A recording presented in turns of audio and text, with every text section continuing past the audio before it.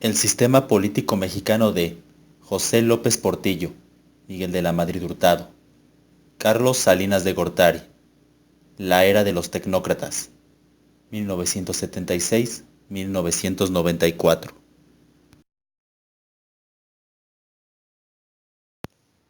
José López Portillo se postuló por el PRI como único candidato a la presidencia, ya que la oposición no presentó candidato en las elecciones de 1976.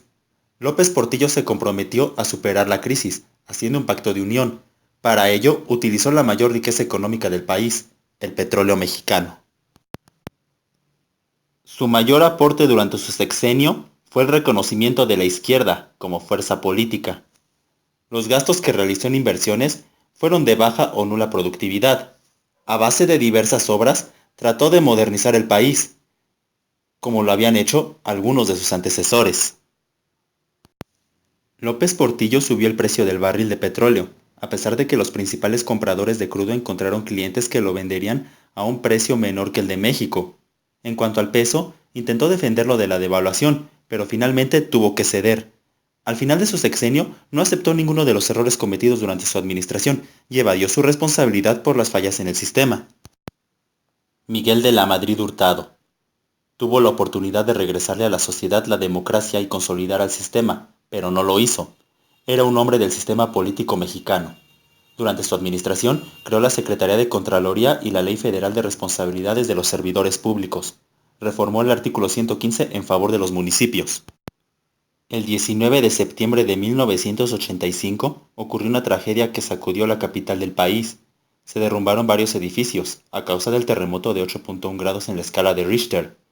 Durante su gobierno, el país se volvió más dependiente del exterior. El Partido Acción Nacional ganó fuerza en Chihuahua, obteniendo la administración de la capital y de Ciudad Juárez.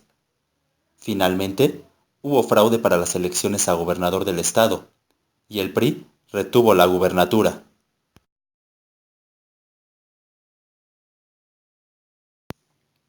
Miguel de la Madrid se dedicó a privatizar varias empresas del gobierno que estaban en quiebra, con el objetivo de renacer la economía interna. En agosto de 1986, México ingresaría al GATT con el objetivo de propiciar el desarrollo del comercio internacional mediante el libre cambio, eliminando el proteccionismo. Dejó al país una deuda de 102 mil millones de dólares y la caída del salario real a 8.6%. El peso se devaluó a 925 pesos el dólar. En pocas palabras, hubo un crecimiento nulo del país.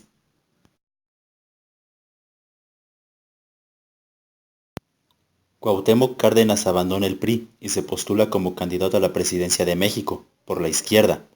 El PAN lanza a Manuel Cloutier como su candidato, y Miguel de la Madrid destapa a su secretario de Programación y Presupuesto, Carlos Salinas de Gortari.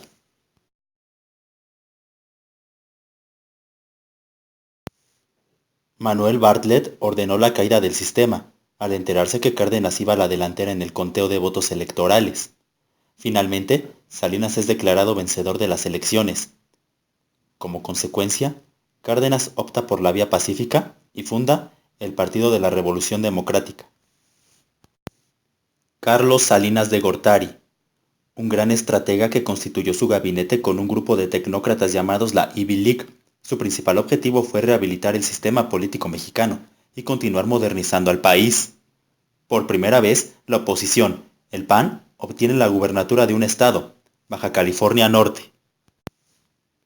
Salinas reformó el artículo 27 constitucional en favor de los campesinos. Para ello, fundó su programa Solidaridad. Durante su gobierno, logró la paz con la Iglesia, y para ello, modificó el artículo 130 y restableció relaciones diplomáticas con el Vaticano.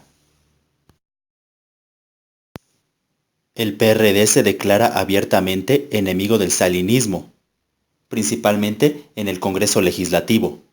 El PAN ganó varios estados de la República, modificando el mapa político de México. La sociedad desconfiaba abiertamente en el presidente y en el partido oficial. El secretario de Hacienda y Crédito Público, Pedro Aspe redujo el déficit y lo volvió superávit en el año de 1991. Salinas continuó con la privatización de empresas, originando la quiebra de empresas públicas.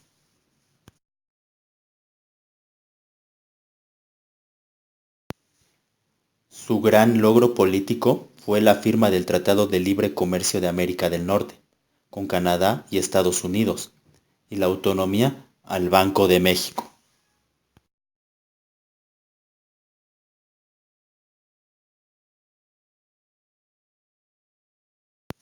A causa del fraude en las elecciones para elegir gobernador en el estado de Guanajuato, finalmente fueron anuladas. Como consecuencia, se puso un gobernador interino del partido Acción Nacional.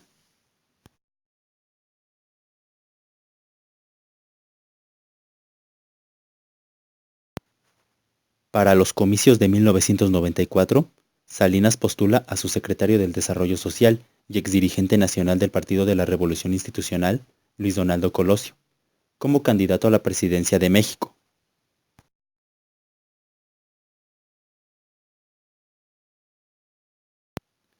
Durante su mandato, tuvo que lidiar en Chiapas con el Frente de Liberación Nacional y posteriormente con el Ejército Zapatista de Liberación Nacional, a cargo del subcomandante Marcos.